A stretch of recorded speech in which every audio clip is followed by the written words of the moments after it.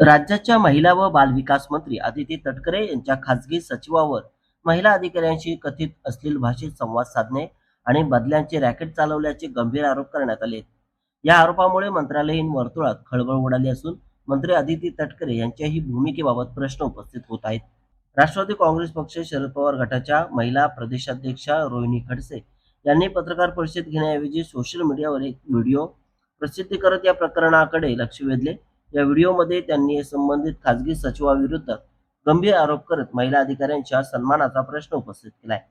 खडसे यांनी आपल्या व्हिडिओत संबंधित सचिव आणि मंत्री अदिती तटकरे यांच्यात काही आर्थिक संबंध आहेत का असा सवाल उपस्थित केलाय.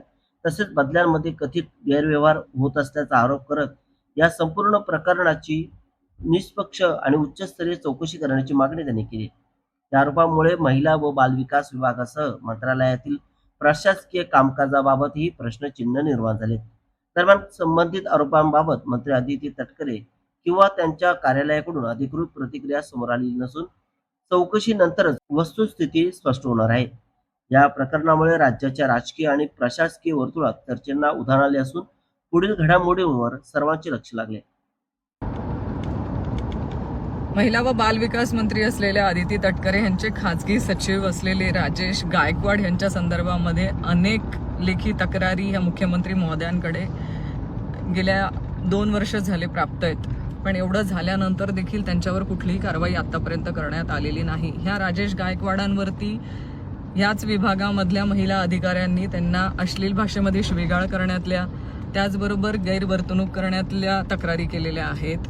असं असताना अनेक महिलांनी किंवा अनेक ह्या खात्यातल्या अधिकाऱ्यांनी त्यांच्या ह्या राजेश गायकवाडांनी बदल्यांसाठी आर्थिक रसद मागितल्याच्या देखील तक्रारी करण्यात आलेल्या आहेत.